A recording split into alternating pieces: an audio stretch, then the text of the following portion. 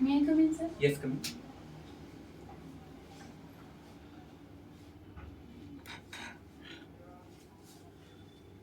Please sit. Thank you, sir. Sneha Soni है ना? जी sir. बेटा अपना परिचय दीजिएगा। सर मेरा नाम स्नेहा सोनी है। मैं मध्य प्रदेश के बैतूल जिले के ग्राम साइकड़ा की निवासी हूँ। सर मैंने अपनी प्रारंभिक शिक्षा से उच्चतर शिक्षा तक के अपने ग्राम के सरकारी स्कूल से पूर्ण की है और सर वर्तमान में मेरा स्नातक जयवंती हॉक्सर कॉलेज बैतूल से पूर्ण हुआ है। पूर्ण हो चुका है? जी सर। किस विषय में करा आपने? सर मेरा बीएससी सब्जेक्ट। बीएससी में आपने किन सब्जेक्टों को लेकर चला? सर मेरा बॉटनी था, जूलॉजी था, केमिस्ट्री था, हिंदी इंग्लिश। ये जो हिंदी इंग्लिश सब्जेक्ट रहते हैं आपकी यूनिवर्सिटी उन्हें किस श्रेणी के अंतर्गत लेकर आती है? सर मैं फाउंडेशन कोर्स के अंतर्गत। फाउंडेशन हमें बताइएगा आपके जो पता है उसमें साइखेड़ा तो लिखा गया परंतु थाना भी लिखा गया। जी सर। ये थाना लिखने का उद्देश्य क्या है? सर जहाँ तक मुझे पता है बैतूल जिले में दो साइखेड़ा आते हैं, तो सर पहचान के लिए हुआ है। ऐसा है ना? जैसे हमारे गांव में जैसे मतलब इंटर करते हैं तो वहाँ पे थाना पहले पड़ता है, तो इसलिए पहचान के लिए उन्होंने थाना लगाया। आपकी जो तहसील है वो मुल्ताई? जी सर। मुल्ताई बड़ा प्रसिद्ध रहा है, किस लिए बेटा? सर यहाँ से ताप्ती नदी का उद्गम स्थल हुआ है, इसे पवित्र नगरी माना जाता है। पवित्र नगरी माना जाता है। मुझे बताइए ताप्ती किसकी पुत्री है? सर इन्हें सूर्य भगवान की पुत्री माना जाता है। ये कितने राज्यों से होकर गुजरती है? मैं श्योर नहीं हूँ पर शायद 3 राज्यों से। 3 कौन से बेटा? सर मध्य प्रदेश, महाराष्ट्र और गुजरात। ये पश्चिम की तरफ बहती है कि पूर्व की तरफ? सर इसका प्रभाव पश्चिम की तरफ है। कोई एक ऐसी नदी का नाम बताइए जो मध्य प्रदेश की है जो गंगा नदी में जाती है।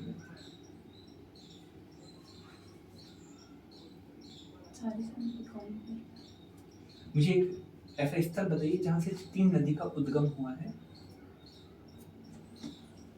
सर ये अनूपपुर में अमरकंटक है। कौन कौन सी बेटा नदी है? सर एक नर्मदा, एक जोहिला और एक सोन नदी। बहुत बढ़िया। सोन नदी ही बेटा वो है जो गंगा में जाकर मिलती है ना? कई 2 नदियों में से एक सोन। मुझे बताइएगा हाल के दिनों में हमारे एक नेशनल पार्क बड़ा प्रसिद्ध रहा है जहाँ पर चीतों के पुनर्वास की बात की जा रही है। चीते, आपने सुना होगा चीते? चीते ना कौन सा पार्क है बेटा? सॉरी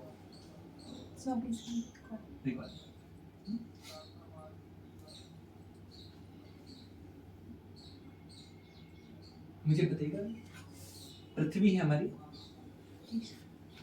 जो अपने अक्ष पर झुकी है, कितने अक्ष? 360 सेंटीमीटर। नहीं सर 360 डिग्री। 360 डिग्री झुकी है। Sorry sir. मुझे बताइए वो कौन सी रेखा है जो पृथ्वी को उत्तरी और दक्षिणी गोलार्ध में बांटती है? सबसे भूमध्य रेखा। तो ऐसी कौन सी रेखा है जो उत्तरी गोलार्ध में उपस्थित है जो 23.5 डिग्री पर है? तो उसे कर्क रेखा कहते हैं। और ऐसी ही दक्षिण में उसे क्या कहा जाता है? मकर रेखा से। आपका ऑप्शन सब्जेक्ट बेटा? सर हिंदी साहित्य। मध्य प्रदेश के पहले राज्यपाल? श्रीमान पट्टाभी सितारमैया। पट्टाभी सितारमैया। मुझे बताइएगा जो कांग्रेस की स्थापना हुई उस समय में कांग्रेस के पहले अध्यक्ष कौन थे?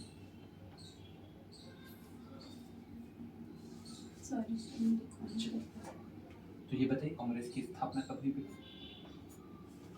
सर 1885। 1885। अपने हिंदी साहित्य को ही अपना ऑप्शन में क्यों चुना? उसके पीछे बिहाइंड द रीजंस मिनिमम 3 बताइए। सर ये पहला तो ये मेरी मातृभाषा है हिंदी, और सर मैंने सेकंड सेकंड मेरा मतलब बचपन से हिंदी में अच्छी कमांड है। और थर्ड सर मैंने यूपीएससी की तैयारी करना शुरू किया जब, तो मुझे हिंदी पढ़ना अच्छा लगा। अच्छा, हिंदी में कई सारे काल रहे हैं, कौन कौन से काल आते हैं हिंदी के अंदर, हिंदी साहित्य पढ़ने के दौरान? 4 काल आते हैं जी। पहला सर वीर गाथा काल, दूसरा रीति काल, और एक सर आधुनिक काल। एक मैं कॉल नहीं कर पा रही सर। कोई बात नहीं।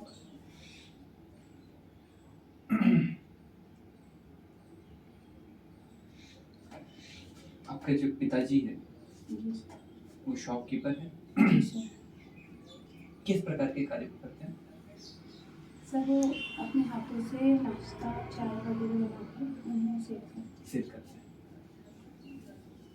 तो मुझे बताइए कि आप अगर पॉलिसी मेकर बनते हो, कलेक्टर के बाद में पॉलिसी मेकर बनते हो, तो आप ये जो एमएसएमई सेक्टर रहता है, माइक्रो मीडियम और स्मॉल इंटरप्राइजेस जो रहता है, इनको ध्यान में रखकर आप किस प्रकार की योजना को सोचोगे और इसे क्रियान्वित कैसे करोगे?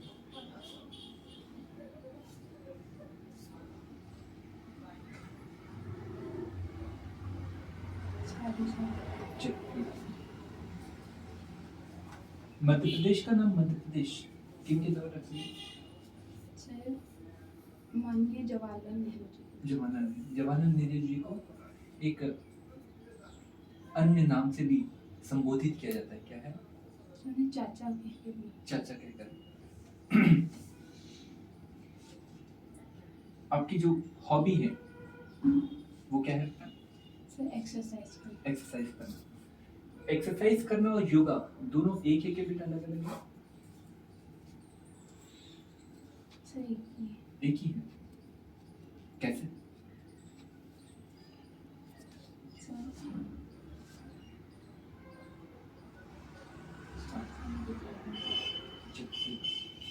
आपका इंटरेस्ट मॉर्निंग वॉक करना,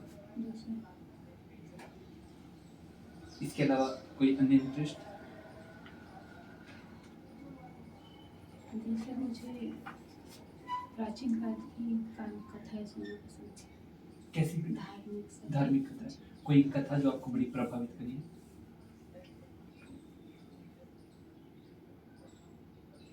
जी सर होलिका माता की कथा। होलिका माता की कथा क्या है बेटा? सर इसमें एक प्रहलाद नाम का भक्त था, उसको मतलब होलिका माता जलाना चाहती थी। उससे मतलब वो भगवान की पूजा करता था, विष्णु भगवान की, जो उन्हें पसंद नहीं था, तो उन्हें मतलब क्षति पहुंचाना चाहती थी।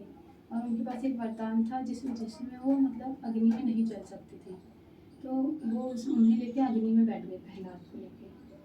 यहाँ पे विष्णु जी ने अपना हिरण्यकश्यप अवतार लिया था और उसका मतलब ऐसा आशीर्वाद दिया जिससे प्रहलाद को कुछ भी क्षति नहीं पहुंची और होलिका जल गई थी। मुझे बताइए, एक रहता है इतिहास है, पर इतिहास में भी कभी कभार हम बोलते हैं पौराणिक इतिहास, और एक कहता है ऐतिहासिक इतिहास, और एक कहता है आद्य ऐतिहासिक इतिहास। तो मुझे बताइए ये तीनों में क्या डिफरेंस है? जो पौराणिक इतिहास होता है उसके बारे में हमें जानकारी तो होती है, पर इसके हमें कुछ सबूत प्रमाण नहीं मिले होते हैं। और जो एक ऐतिहासिक होता है उसके बारे में हमें प्रमाण भी मिले होते हैं। और आदि ऐतिहासिक मुझे बता, आद्य इतिहास हम पढ़ते भी हैं प्राचीन काल में। जी सर। इसमें हम कौन कौन से क्षेत्रों को हम इसमें शामिल करते हैं, किस समय को हम शामिल करते हैं?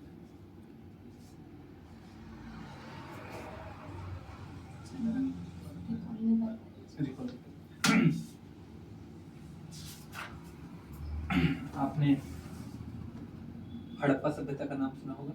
जी सर। हड़प्पा सभ्यता के ऐसे शहर का नाम बताइए जो बड़े बड़े कुंडों के लिए बड़ा प्रसिद्ध रहा, जहाँ पर बहुत बड़े बड़े, जिसे हम कहते हैं स्नानगार या फिर हम स्विमिंग पूल कहते हैं, बड़ा प्रसिद्ध है, कौन सी? सॉरी सर, मुझे याद नहीं है। हमें बताइएगा, आप आपके कोचिंग संस्थान से जब आप अपने घर की ओर जाते हो तो आपको प्रसिद्ध प्रसिद्ध कौन कौन सी चीजें आपको दिखाई देती सर सबसे पहले तो मुझे बैतूल बाजार का बालाजीपुरम मंदिर दिखाई देता है, और सर आगे एक बांध है, सापना बांध, और सर बस। है? जी। मुझे बताइए, आप डेली अप डाउन करते हैं जी सर। तो ऊर्जा का कहीं ना कहीं हास होता ही होगा जी आपके सर। शरीर का।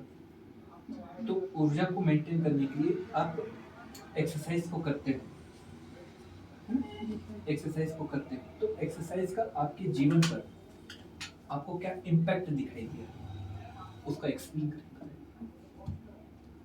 सर जब मैं एक्सरसाइज करती हूँ तो सर उससे मतलब मेरा मानसिक तनाव भी दूर हो जाता है, और रोज़ रोज़ जो सर अप डाउन करती हूँ उससे जो थकान होती है उसमें मुझे राहत मिलती है। मुझे एक और चीज़ बताइएगा कि आप जब यूपीएससी की तैयारी को आपने शुरुआत करी थी तो शुरुआत में यूपीएससी की तैयारी में किस किस प्रकार के हर्डल्स को आपने देखा, महसूस किया और उसे किस प्रकार से ओवरकम करने की कोशिश की? सर पढ़ाई के क्षेत्र में जी।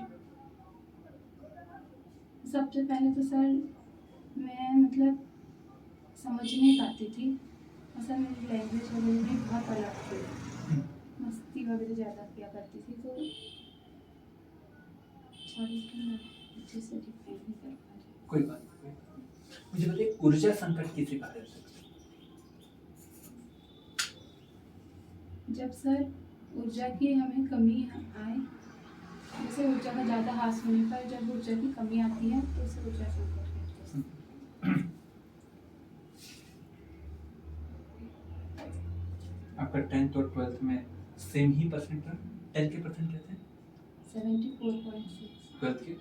74.2। किस साल आपने 12th को क्रॉस करा सर 2019। और 10th को? 2017। आपका जन्म? 9/6/2002। 9/6/2002। 2002। पहली कक्षा में किस वर्ष गए? अच्छा।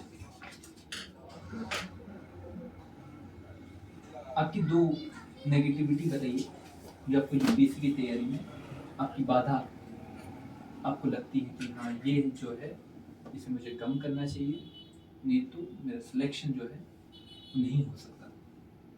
जी सर, मैं मतलब अपने सामान को अस्त व्यस्त पाती हूँ तो मुझे क्रोध आ जाता है, इसे मैं कम करने का प्रयास करूँगी सर। और एक है सर,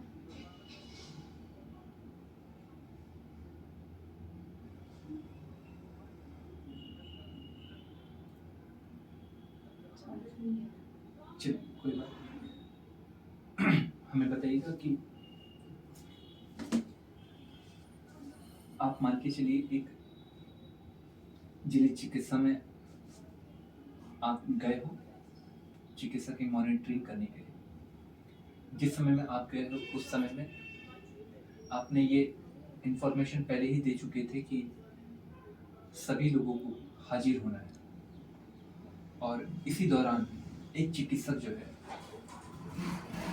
वो आपके सामने हाजिर नहीं हो पाता है, और आप इस समय जब आप हाजिर होने के लिए कहते हैं तो आप ये इस डिमांड पर कहते हैं कि यदि कोई उपस्थित नहीं होंगे हमारे आने के दौरान तो कारण बाद में पूछा जाएगा, सस्पेंड पहले किया जाएगा। ऐसा सर मेरे द्वारा कहा आपके द्वारा कहा गया। और जब सब लोगों की उपस्थिति की बात आई तो इसी दौरान आप के द्वारा यह देखा गया कि वह व्यक्ति उपस्थित नहीं है, और जब वो कारण बतला रहा था तो उसने बतलाया कि मैं जिस समय में उपस्थित नहीं था उस समय में एक गर्भवती महिला अपने गर्भ के दर्द से करहा रही थी, इमरजेंसी थी जिस वजह से मुझे जाना पड़ा और इसलिए मैं उपस्थित नहीं हो पाया। तो मुझे बताइए, आपके द्वारा लिया गया यह कार्य किया गया कृत्य जिसमें सस्पेंशन हो चुका है, उस पर आप क्या करते हैं? पुनर्विचार के संदर्भ में आप क्या सोचेंगे? क्योंकि अगर आप पुनर्विचार करते हो और वापस ले लेते हो तो आपकी ये मानहानि हो सकती है, एक प्रकार से आपके द्वारा अपने ही वचनों को वापस लिया जाना। और आप अगर इस प्रकार के कार्य को सही बोल देते हो, चलिए सही बात है, कभी कभार व्यक्ति को विवेक का अनुसरण भी करना चाहिए, तो इस प्रकार के कार्य को करने के लिए अन्य कोई भी प्रोत्साहित होगा तो मुझे बताइए आप क्या डिसीजन? इसमें सोचने लगूंगी।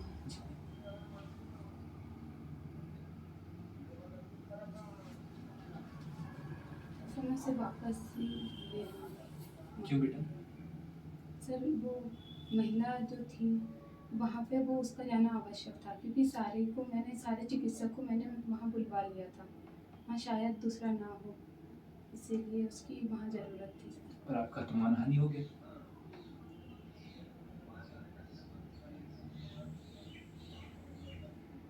चलो, कोई बात नहीं, thank you. Thank you sir.